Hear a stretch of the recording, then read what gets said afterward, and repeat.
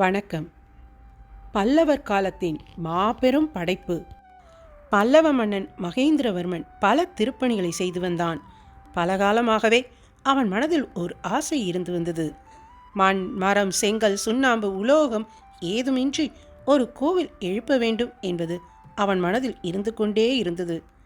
அதன் விளைவாகத்தான் இக்கோவில் எழுப்பப்பட்டது. அதுதான் காஞ்சிபுரம் கைலாசநாதர் திருக்கோவில். அவனது மரபில் வந்த ராஜசிம்மன் கட்டிய கோவில் இதுவாகும். கந்தர்வ விமானத்தை உடைய இக்கோவில் கட்டி முடிக்கப்பட்டு 1300 வருடங்களுக்கு மேல் ஆகிவிட்டது.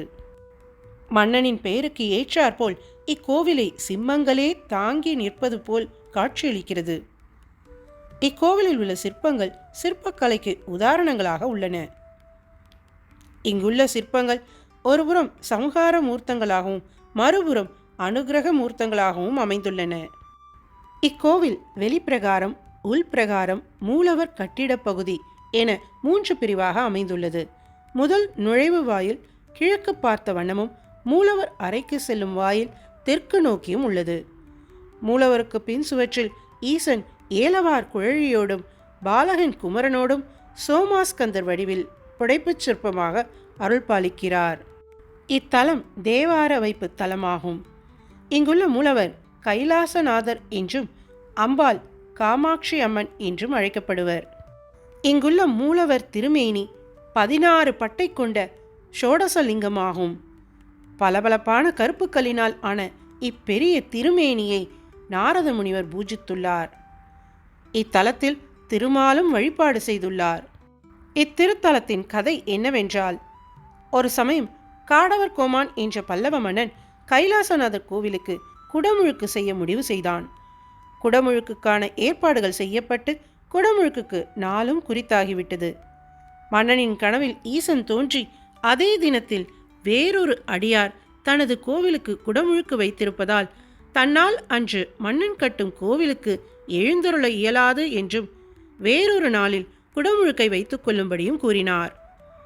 திருநின்ற ஊரில் பூசலார் என்ற அடியார் ஈசனுக்கு கோவில் கட்டி குடமுழுக்கு செய்யவிருப்பதை அறிந்து மன்னன் அங்கு சென்றான். ஆனால் அவ்வூர் எவ்வித ஆரவாரமும் இன்றி அமைதியாக இருந்தது. ஊரில் உள்ளவர்களிடம் குடமுழுக்கு குறித்து கேட்டால் யாருக்கும் எதுவும் தெரியவில்லை. ஆனால் கோவில் கட்டப்படவும் இல்லை, குடமுழுக்கும் இல்லை என்று உறுதியாக தெரிவித்தனர்.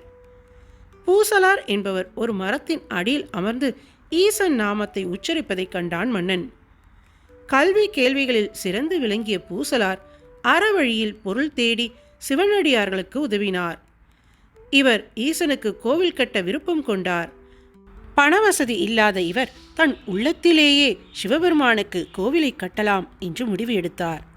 கல், சுண்ணாம்பு, சிற்பியார் எல்லாம் சேகரித்து நாள்தோறும் ஒருபுறம் அமர்ந்து கண்களை மூடி மனதை ஒருமனதாக்கி மனதுக்குள்ளேயே திட்டம் தீட்டி கோவிலை கட்டினார். சுற்றுச்சுவர், மதில், கோபுரம், விமானம், மண்டபம், குளம், ஈசனுக்கான வாகனம், மூலவர், உற்சவர் என எல்லாவற்றையும் மனதுக்குள்ளேயே கற்பனையில் செய்து முடித்தார். இறுதியில் குடமுழுக்கு நடத்துவதற்கும் நாள் குறித்தார். கோவில் குறித்தும் குடமுழுக்கு குறித்தும் அவரிடம் வினவினான் மன்னன். அடியாரும் தனது மனக்கோவில் குறித்தும் அதற்கு குடமுழுக்கு நடைபெற்றதையும் கூறினார். குறித்த நாளில் அடியாரை தான் வாழ்த்த வேண்டும் என்று ஈசன் விரும்பியதை உணர்ந்து கொண்டான் மன்னன். ஈசனின் கருணையை வியந்து பூசலார் வசித்த தலத்தில் ஒரு கோவிலை எழுப்பி அதற்கு குடமுழுக்கு செய்த பிறகே காஞ்சிபுரம் கைலாசநாதர் கோவில் குடமுழுக்கை நடத்தினான் மன்னன். காஞ்சிபுரம் கைலாசநாதர் கோவில் போன்ற பல்லவர் காலத்து கோவில்களில் மட்டுமே சப்தமாதர்கள், அஷ்டதிக் பாலகர்கள், ஏகாதச ருத்திரர்கள், கருட நரசிம்ம யுத்தம், பைரவி மூர்த்தங்களை காண முடியும். சிவராத்திரி பிரதோஷ தினங்களில் சிறப்பு பூஜைகளும் ஆராதனைகளும் நடைபெறும். இங்கு கருவறையை சுற்றி அமைந்துள்ள குறுகிய பிரகாரம் புனர்ஜனனி என்று அழைக்கப்படுகிறது. அதன் உள் வெளி வாயில்கள் மிகவும் குறுகலாக உள்ளன. தரையில் படுத்தபடியே ஊர்ந்து சென்று மீளும் போது புனர்ஜென்மம் எடுத்தது போன்ற எண்ணம் இருக்கும். இப்பிரகாரத்தில் வலம் வந்தால் மறுபிறவி இல்லை, பிறப்பறுத்து முக்தி கிடைக்கும் என்பது நம்பிக்கை. காலம் கடந்தும் அழியாமல் நிற்கும் மற்றும் ஆன்மீக சக்தி நிறைந்த கைலாசநாதர் திருக்கோவிலுக்கு ஒருமுறை கண்டிப்பாக வந்து தரிசனம் செய்யுங்கள். நாம் வாழ்வில் அனைத்து நலன்களையும் பெற இத்தலத்து ஈசன் நமக்கு அருள் புரிவார். ஓம் நம சிவாய.